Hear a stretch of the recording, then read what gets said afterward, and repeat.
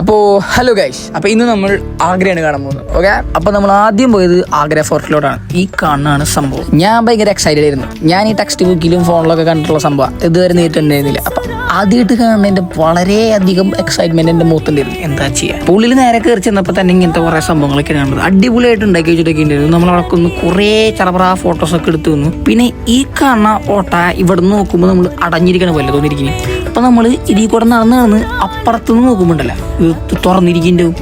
സംഭവം എന്താ വെച്ചാൽ ഇവിടുന്ന് പുറത്തുനിന്ന് നോക്കിയാൽ ആൾക്കാരിൻ്റെ ഉള്ളിൽ ഇല്ലാന്നും അകത്തുനിന്ന് നോക്കിയാൽ പുറത്തുള്ള ആൾക്കാരെ കാണും വേണം. അത് അവിടുത്തെ ആർക്കിടെക്ചറൽ ബ്രില്യൻസ് ആയിരുന്നു. ഇത് മനസ്സിലായ പിന്നെ ഈ സംഭവം ഇതിൻ്റെ ഉള്ളിൽ ഇങ്ങനെ ചെയ്ത് വെച്ചിട്ട് സംസാരിക്കുകയാണെങ്കിൽ അത് അപ്പുറത്ത് കേൾക്കാം, ഇപ്പുറത്ത് കേൾക്കാം, അതേപോലെ തന്നെ ഇപ്പുറത്ത് കേൾക്കാം. ടെലികമ്മ്യൂണിക്കേഷൻ എന്തായാലും ഓരോരോ കണ്ടുപിടുത്തങ്ങളെ. അങ്ങനെ അതൊക്കെ കണ്ട് നമ്മൾ നേരെ പോയത് നമ്മൾ താജ്മഹൽ കാണാൻ പോകുന്നു.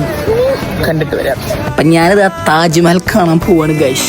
ഇവിടെ നിന്ന് നടന്ന് വരുമ്പോൾ ഒരു സാധനം തെളിഞ്ഞു വരും. ഓ എൻ്റെ മോനെ, ഈ താജ്മഹൽ എന്ന് പറയുന്ന സംഭവം വേൾഡിലെ 1 of the 7 wonders ആണല്ലോ. അപ്പം നമ്മൾ അവസരം കിട്ടിയൊന്ന് തൊടുകയും ചെയ്യണം, കണ്ടാൽ മാത്രം പോരെ. അപ്പോൾ അവിടെ ഉണ്ടായിരുന്ന ചെമ്പരിപ്പ് മുഴുവൻ ഞാൻ തൊട്ട് അവൻ്റെ അഴുക്ക് മുഴുവൻ ഞാൻ എൻ്റെ കൈമിലാക്കിയിട്ടുണ്ടായിരുന്നു. ഒരു കാര്യം ഉണ്ടായിരുന്നില്ല, എന്നാലും ഒരു മനസ്സുഖം. എന്നിട്ട് നമ്മൾ താജ്മഹലിൻ്റെ മുന്നിൽ വെച്ചിട്ട് ഷാരൂഖ് ഖാൻ്റെ ഐക്കോണിക് പോസ്റ്റ് ഒക്കെ പെട്ട ഒരു അടിപൊളി സൺസെറ്റ് ഒക്കെ കണ്ട് നമ്മൾ നേരെ അവിടെ നിന്ന് ഹോട്ടലിലോട്ട് വിട്ടു. അപ്പോൾ ബാക്കി അടുത്ത്. Okay, bye guys.